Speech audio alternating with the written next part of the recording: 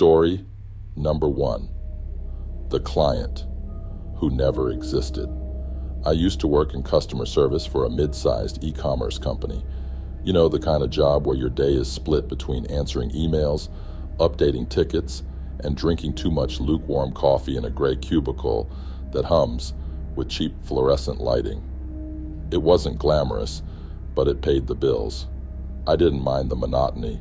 In fact, I liked it. There was a rhythm to it, a safety in repetition. The first email came in on a Wednesday afternoon, just after lunch. I remember because I'd just finished eating a tuna sandwich at my desk, and my fingers still smelled faintly of vinegar. The subject line was simple: refund request, order number 4598-A. I clicked on it. The message was polite. A man named Daniel Knox said his order had arrived damaged. He included a photo, blurry, dim lighting, but you could make out what looked like a cracked glass jar. One of our home fragrance items, I think. I opened our system and typed in the order number. No result. I double-checked, then triple-checked. Nothing. I figured it was just a typo. Happens all the time. I replied and asked if he could confirm the order number or maybe send the email address he used at checkout. He wrote back within minutes. There was something off about his reply. It wasn't what he said, it was how he said it. Too formal. Too measured. Like it was written by someone copying the idea of a polite email, not actually being polite. Still, I searched the email he gave me. Again, nothing. No account. No history. No order. I told him I couldn't find any record and that I'd need more details. He didn't respond for a few hours. When he did, the tone had changed. "Are you playing games?" he wrote. "I've sent the proof. You're just like the others." I stared at the screen a bit longer than I needed to. It was just angry customer. And that happens. People get frustrated. I flagged it and let it sit for the day. The next morning, there was another email from Daniel. No greeting this time. "I know you saw it. I watched you open the photo." I frowned. That didn't make sense. There's no way he could know that. Our system doesn't show when someone views an attachment. I brushed it off. Maybe he was guessing. Maybe it was a weird coincidence. Still, something about it made me feel noticed. I didn't tell anyone. I wasn't sure what I'd even say. But then the photo changed. He sent another one. Same jar, same cracked glass, but the background was different. This time, it was my desk. I could see my company mug, half full of coffee. My notepad, with half-written notes from a support call, the edge of my keyboard, even the little chip in the plastic near the K key. I stared at the image for a long time, and my first thought was that someone in the office was playing a prank. A messed up one, but still it had to be a joke. I got up and looked around. The usual group was chatting near the kitchenette, and my manager was on a call. No one even glanced at me. I didn't say anything. That night I stayed late. Not for any reason, I just couldn't shake the feeling. Something kept me there. I told myself I wanted to catch up on tickets, but really, I think I just didn't want to go home. It got quiet around 7. Most people had left. The lights in the far half of the office turned off automatically, leaving that part dim and shadowy. I kept looking over my shoulder. At 7:43, a new email from Daniel came in. Subject: behind you. I spun my chair around. Nothing. Just rows of empty cubicles and that soft, distant hum from the vending machine. I turned back to my screen. The email was blank. I closed everything and left without shutting down my PC. That night, I barely slept. I kept thinking about the photo, how detailed it was, how recent it must have been. I tried to tell myself there had to be some explanation. There always is, right? The next day, I told Diet. I said I thought someone might be accessing my camera or my files. They ran a scan. Nothing. No remote access, no malware, no breach. But they didn't sound convinced, just tired. That afternoon, I decided to call the number he listed in one of the earlier emails. I don't know what I was expecting. Maybe I wanted to hear a voice, something human. The line rang once, then silence. No static, no background noise, just silence. Like the call had connected, but no one was there. I waited 30 seconds before hanging up. Then my phone buzzed. Blocked number. I hesitated. Answered. There was breathing. Very faint. Shallow. Like someone holding the phone close but trying not to make a sound. Then I heard it. My name. Software. As if whispered from behind a wall. I hung up. I reported it to my manager. She gave me a look that said she didn't know whether to take me seriously or send me home early. She told me to take a day off and clear my head. So I did. But the emails didn't stop. They kept coming. Once a day, always vague, short sentences, sometimes no subject line at all. One just said, "You're doing better today." Another, "You wear blue often." I started wearing black every day after that. It didn't help. The final email came a week later. It had no body text, just a file attached. A photo. This time it was a screenshot of me, sitting at my desk, looking at my screen. Only, my screen in the photo didn't show the email. It showed the photo. That exact photo. It was a loop, a mirror. Me looking at me, looking at me. I stared at it for so long, I forgot to blink. I called out again. I showed them everything. They took my computer for analysis. Promised to get back to me. I never heard from them. A week later, I was quietly let go. Downsizing, they said. Nothing personal. I didn't fight it. Now I work from home. Different company. Different field. I barely check my inbox. But sometimes around 7:43 p.m., I'll get a notification. No sender, no subject. Just an attachment. I never open them anymore. But they're always named the same thing. Watching.jpg. Story number 2. Meeting room 4. C. I started working at Langridge and Hartman about 2 years ago. It's one of those mid-tier consultancy firms. Gray carpets, glass doors, soft chime noises every time someone badged in or out. The kind of place that prides itself on being modern, but still uses outdated software and has coffee machines from 2008. I was in admin support, so most of my day was scheduling meetings, answering internal emails, and occasionally being sent upstairs to print some thing because someone's assistant didn't know how to format a PDF. It wasn't exciting, but it was stable. No surprises. Until that Thursday evening. It was already quiet in the building. Most people leave by 6, especially on Thursdays, our unofficial early finish day. I usually stayed a bit longer just to get ahead for Friday.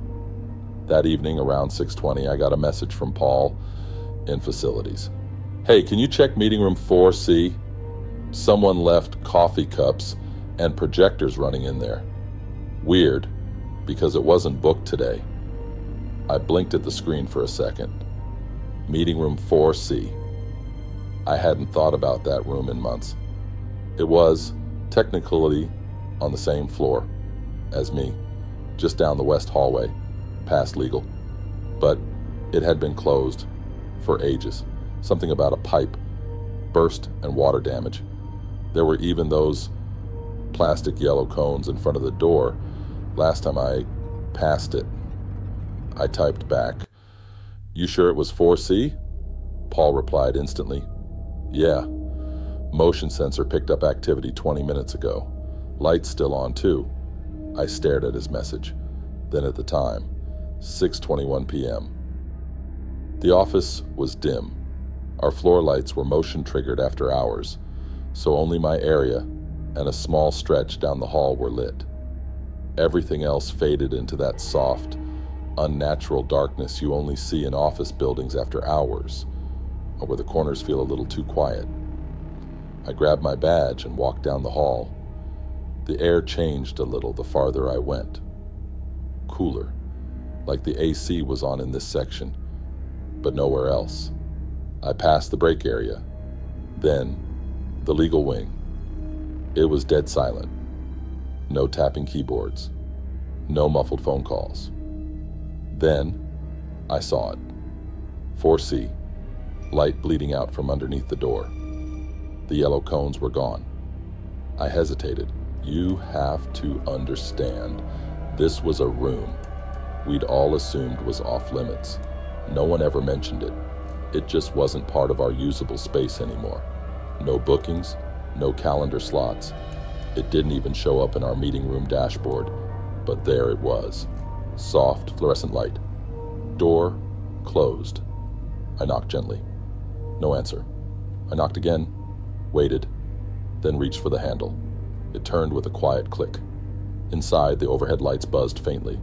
The room was ordinary. Long table, 12 chairs, a projector hanging from the ceiling, whiteboard with some faded marker scribbles, 3 empty coffee cups near the end of the table, lid still on, one slightly askew like someone had just taken a sip. I stepped in. The door didn't close behind me, but the air felt tighter, dry. The chairs were all pushed back slightly. Not tucked in, but not completely out either, like people had stood up and left in a hurry, but not in panic. Just abruptly.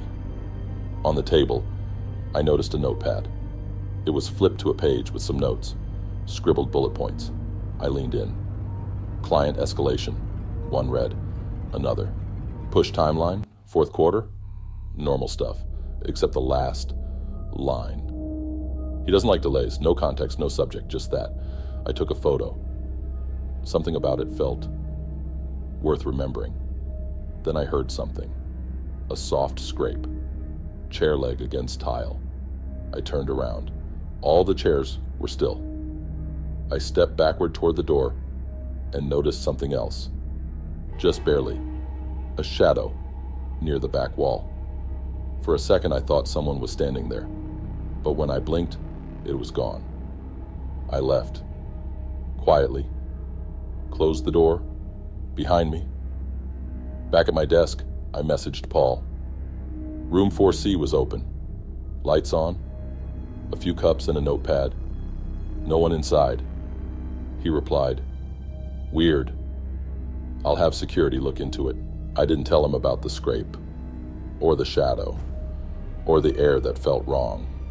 I just went home. The next morning I came in early, and 4C was dark again. Cones back in place, like nothing had ever happened. I asked one of the janitors if they'd cleaned the room last night. He looked confused. "Which one?" 4C, I said. He shook his head. "That one's been sealed off, still smells like mildew."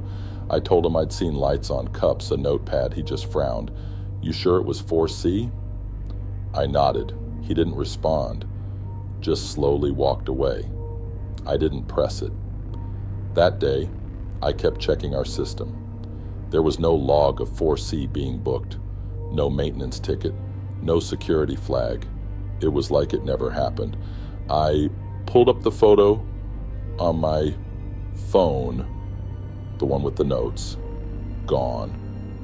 Just a black screen. I checked the image details. File corrupted. I didn't try to recover it, but that wasn't the last of it. 2 days later, I was working late again.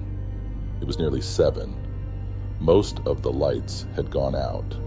The office was hushed in that heavy, padded way that makes you feel like you're underwater. Then I got another message, but not from Paul, from an internal system account.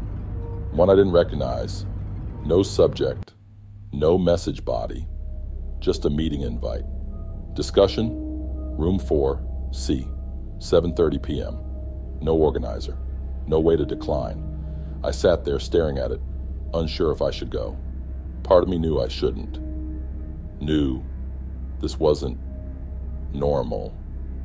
But I went anyway. I don't know why. Maybe it was curiosity. Maybe I just wanted to know. The hallway was darker than usual. Lights didn't flicker on as I walked, just stayed dim. As I approached the door, I felt that same tightness in the air. The cones were gone again. The door was ajar. I pushed it open gently. The lights were on. Coffee cups gone. Whiteboard clean. Chairs all tucked in, except one. At the far end of the table, slightly pulled out, facing the door, like it was waiting. I didn't step inside this time, just stood there. Then I saw the projector light flicker. It turned on, slowly, without anyone touching it. A soft whir, the fan kicking in, the screen lowered by itself, creaking gently. Then, static, no input, just white noise. I waited. No one came, no sound, but I could feel it, something, like I was being watched from the space between the ceiling tiles, or under the table, or behind the screen.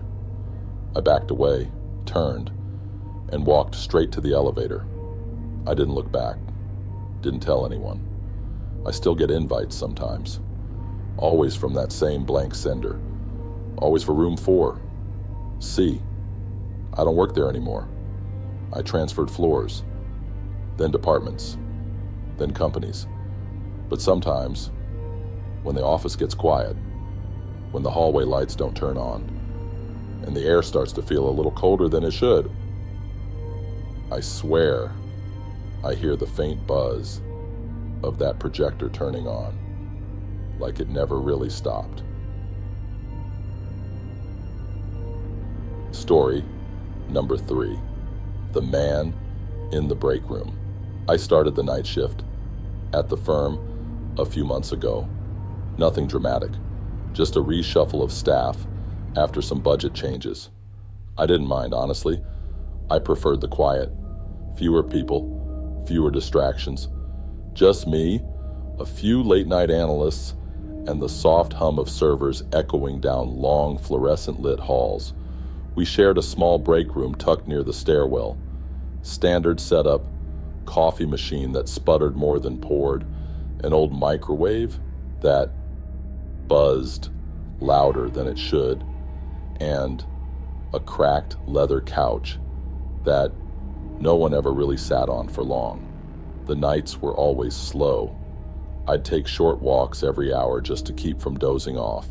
Sometimes I'd pass by the break room and peek inside. Most nights it was empty, quiet, but not always. The first time I saw him, I thought he was someone from another floor.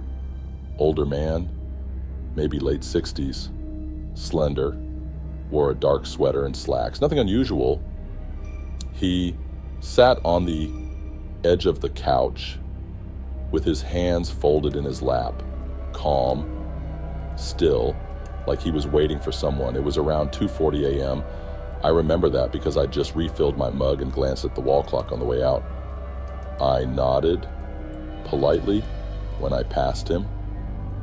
He didn't look at me, didn't move, didn't blink, just sat there. When I came back 10 minutes later, he was gone. I didn't think much of it then. Just figured he'd headed back to his desk, or maybe left for the night. The next night he was there again. Same spot, same posture. Only this time, I watched him longer. He didn't have a badge. Everyone in the building needed one, especially after hours. But his sweater was plain, nothing clipped on. I said, "Hey, you good?" No response. He wasn't asleep, eyes wide open, not blinking. I stepped inside for a second, more out of curiosity than concern. The air felt colder near him. Not freezing, just noticeably still. I cleared my throat. Nothing.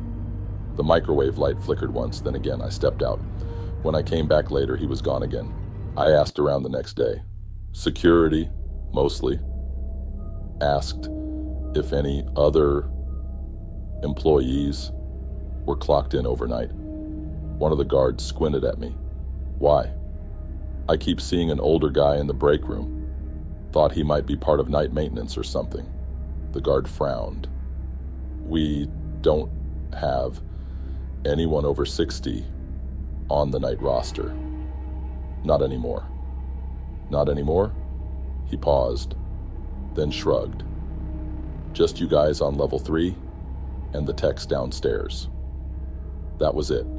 I didn't push, but I started noticing patterns. He was only ever there between 2:30 and 3 a.m., always in the same spot. Same clothes, same expression, never moved. I stopped going in after a while, just passed by the glass door and kept walking. One night, though, curiosity got the better of me. It was quiet, quieter than usual. The kind of silence where you can hear your own breathing a little too clearly. I walked past the break room. He was there, only this time he wasn't alone. There was a cup of coffee on the table in front of him, full, steam rising slowly, but no one else in sight. The vending machine buzzed to life as I stared, just a faint hum. I stepped closer to the glass. His head turned, just slightly, maybe a quarter of an inch. I froze. It wasn't sudden, it wasn't sharp, just a slow, deliberate tilt, like he was acknowledging me, but his eyes never moved. They stayed fixed on the far wall. I didn't go in. I went straight back to my desk and stared at my monitor until the sun came up. After that, I started leaving early. Told my manager I could do most of the prep from home. She didn't mind, said as long as the reports were in by morning. She didn't care where I worked from. A week passed. No night shifts. But I couldn't stop thinking about him, about how he didn't blink, how the air around him felt different. So I checked the archives, just curiosity, I guess. Old staff logs, emergency reports. I had access to some of it through admin tools. I found something, a name, Robert Neely, night janitor. Worked there until 2009. There was a file, brief, no photo, just a note that he'd passed away in the building. Heart attack, alone, in the break room. I stared at the screen for a long time. Didn't move. Didn't even breathe for a moment. I printed the file, folded it, put it in my coat pocket, and then I did something I still don't fully understand. I came back that night late, just before 2:30. The building was quiet, dark. Security guard nodded at me without question. I walked straight to the break room. It was empty. For a moment, I felt relief. Then, the microwave light flickered. The couch creaked. I stepped inside. The coffee machine let out a soft hiss behind me. And when I turned around, he was there, sitting, calm, still, just like before. Only now, his eyes were on me. Not fully, not directly, but tilted. A glance just off center, like he was watching me through the corner of his vision. I didn't speak. I just stood there. Then I took the folded paper from my coat, placed it on the table. He didn't react, didn't look down, but I felt something change. The room grew heavier, thicker, like the air had weight. I backed out slowly, didn't take my eyes off him. As I stepped into the hallway, the lights behind me turned off. I didn't look back. That was months ago. I don't work night shifts anymore. I've never seen him during the day. No one has. But sometimes when I'm walking past the break room during lunch, I catch myself glancing through the glass. And every so often, just for a second, I think I see someone sitting there, waiting, just like before, still, watching. Story number 4. Last login. I work in IT support at a mid-sized tech company. Most of what I do is quiet, repetitive stuff. Resetting passwords, unlocking accounts, running maintenance reports that no one reads. It's not exciting, but it suits me. I like working alone. I like the silence. Our building has 5 floors, but most of us are packed into the 3rd. Developers, analysts, project leads. I sit at the far end, just a few cubicles away from the server room. It's always a little colder. The floor hums from all the equipment, and sometimes I think I can feel it under my shoes. One of my weekly tasks is to run a login audit every Friday morning. It's just a basic list of who logged into which system, when, and from where. It flags unusual patterns. Logins from strange IPs, weird hours, that kind of thing. It's usually uneventful. Except one Friday, it wasn't. There was an entry for Hussolano, an old developer who used to work on the product team. Javier Solano. He hadn't been with us in over a year. He died in a car accident last May. I remember the announcement. The CEO sent out an email. Some people cried. Others just got quiet. I didn't know him well, but I remembered his face. Kind eyes, a tired voice, always wearing those faded hoodies with band logos I'd never heard of. So seeing his username in the login report, I stared at it longer than I should have. Last login. Thursday, 2:46 a.m. There was no IP address. No terminal. Just the timestamp. I figured it was a system glitch. Happens sometimes when accounts aren't properly deactivated. I went into our directory to disable his profile, assuming it had just been missed somehow, but it was already disabled. Had been for 13 months. I checked the audit trail again, and the login was real. It was authenticated, and there had been activity. Files accessed, even code committed to our dev environment. I felt a little cold at that point. I opened the repository and looked at the commit logs. Just one file. Updated at 2:49 a.m. I clicked through. It was blank, except for one line. Still working on it. That's it. No metadata, no signature, no comment. I closed it. I didn't tell anyone at first. I wasn't even sure what to say. The following week, I checked again. No login. Week after that, same thing. Clean. But in the 3rd week, he logged in again. Thursday, 2:46 a.m. Same time, same profile. Another commit, another empty file. But this time, the message was different. Almost done. I started feeling uneasy, being in the office alone. I'd been pulling late nights lately, mostly because I didn't want to go home. But now, I found myself watching the clock as it crept toward 2:30, listening to the vents, watching for the flicker of the overhead lights. It's strange how easily a place can feel unfamiliar, even when you've been there for years. The air starts to feel too still.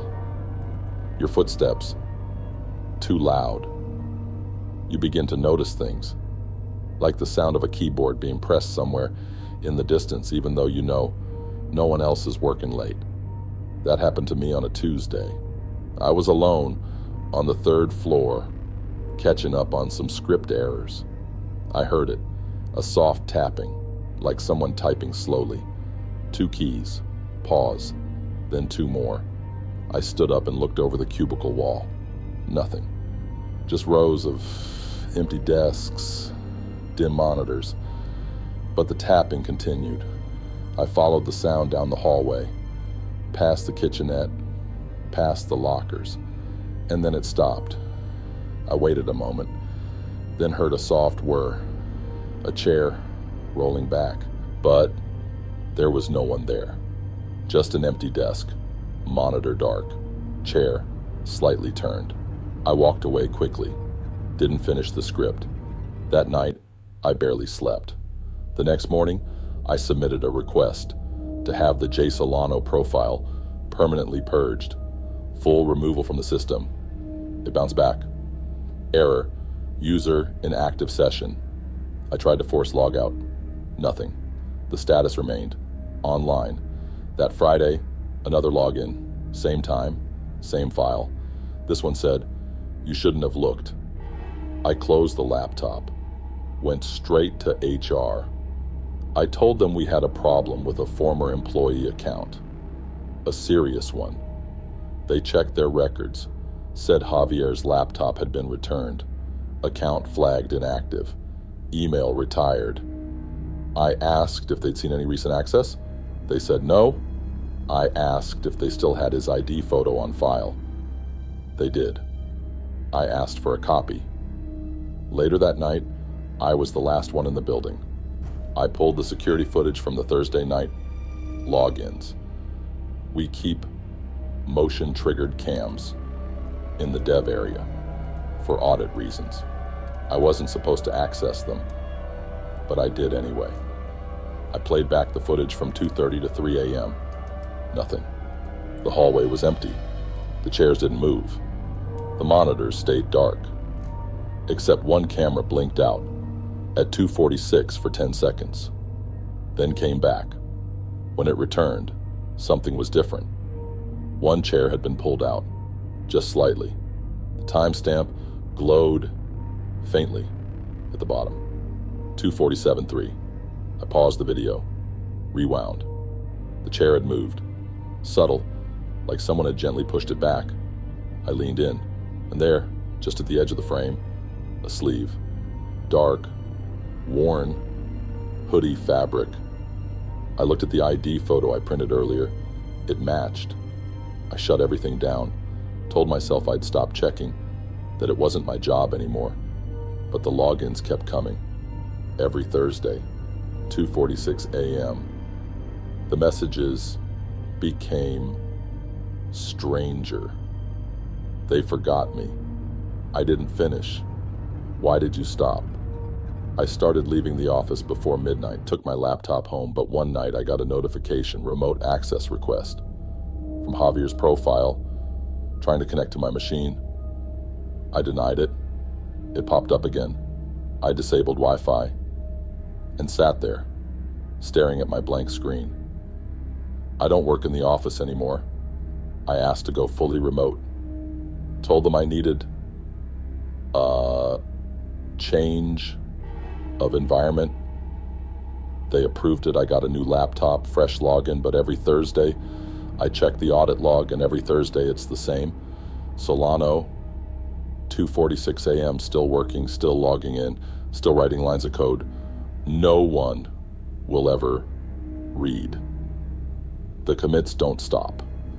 But last night's message was the first one in months that made me close the laptop without reading it twice. It just said, "You're next. Story number 5. Performance review." It started with a calendar invite. Performance review, conference room B7, Thursday, 6 p.m.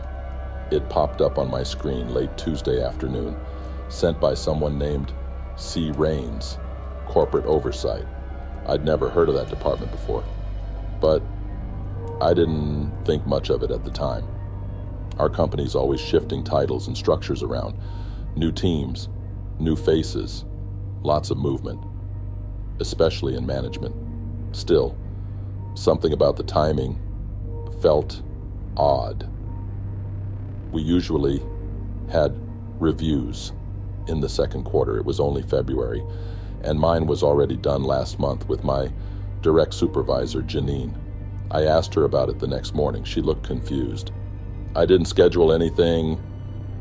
Who sent it? I showed her the invite. She stared at the screen for a second, then shrugged. Must be a new compliance thing. You know how they're cracking down after that security audit. I nodded. Made a mental note to Google corporate oversight later. I didn't. Thursday came faster than I expected. It had been a quiet week. Fewer emails, fewer meetings. I almost forgot about the appointment until I saw the reminder flash across my screen at 5:45. I considered skipping it, but I didn't want to cause any trouble. So I shut my laptop, grabbed my badge, and headed down to B7, conference room. B7 was on the lower floor near the back corridor. Not many people used it. The lights in that hallway always felt a bit dimmer, like they were running on a different circuit. The carpet was different too. Thicker, older, smelled faintly like dust and printer ink. When I got to the room, the door was already slightly open. I knocked. No response. I stepped in. It was cold inside, not freezing, just noticeably cooler than the rest of the office. The table was bare. No papers, no name tags. Just one chair pulled out on my side. The others were pushed in, evenly spaced. A single black folder sat in the center of the table. I waited, checked the clock on the wall. 6:02. Still no one. I sat down. The chair creaked a little under my weight. I placed my hands on the table, then pulled them back. It was cold to the touch. Too cold. I reached for the folder.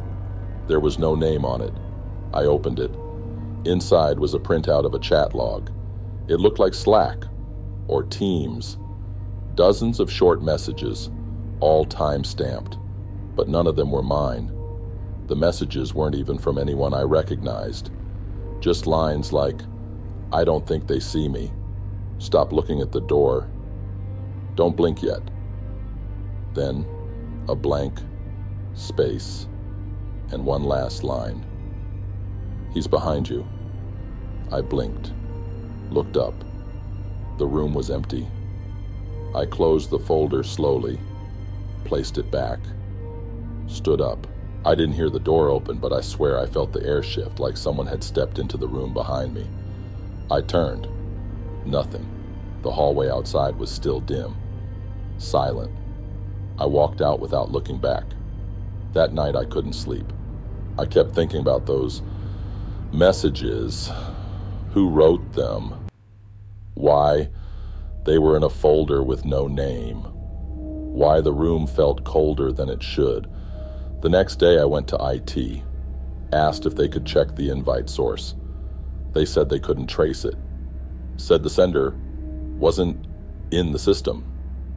Not inactive, not hidden, just never existed. They brushed it off, said it was probably a spoofed address or some old archive glitch. Happens all the time. It didn't feel like a glitch. The next Monday, I found a note on my desk. Not an email, a physical note, typed, printed on plain white paper. You didn't complete your review. That was all it said. No name, no signature, just that. I looked around the office. Everyone was working, typing, laughing at something on a shared screen. No one watching me. I folded the paper and slid it into my drawer. Later that day, I checked the conference room schedule. Room B7 didn't exist, at least not in the online system. I called facilities. Hey, weird question, I said. Is there a B7 conference room? Pause. Not anymore, the guy said. That one's been locked up since the flood last year. Why? No reason, I said. Thought I had a meeting there. Another pause. Well, if you did, it wasn't with us. I hung up. Didn't tell anyone. For a while, things went quiet. No more notes, no messages. Nothing in my calendar. I started to think I'd imagine it. Stress? Maybe. Long hours. Office lighting does strange things to your mind after a while, but then I noticed something. Every Thursday at 6 p.m., my desktop froze for exactly 1 minute, just locked up. No errors, no warnings. Then it came back like nothing happened. The first time I brushed it off. The second time I noticed the clock. 6 o'clock sharp. The third time I looked at my screen closely. There was a flash. Something too fast to catch. Fully, like a pop-up that vanished.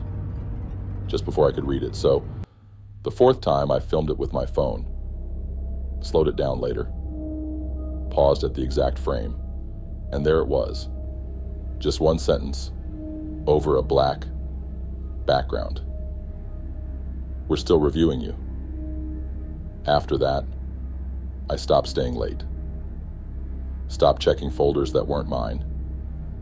I even thought about quitting. But I didn't. Not yet. Sometimes I hear whispers from the hallway, by the old conference rooms. Not words, just the sound of air, moving, like someone speaking too softly to hear. And I've started finding more notes, in my drawer, in my bag, tucked between printouts. Always the same typeface, always the same message. We saw that. I haven't spoken to HR, I haven't told Janine, I just go to work, do my job, and leave on time. But I don't check my calendar anymore, not after I saw a new invite appear last night. Final review. Room B7. Thursday, 6 p.m. No sender. No way to decline, just sitting there waiting. If this story gave you chills, don't forget to like the video and subscribe to the channel for more quiet, unsettling horror, just like this. Make sure to check out the other eerie stories popping up on your screen right now. You won't want to miss them. And if you've ever had a strange or unexplainable experience at work, share it in the comments below. We're listening.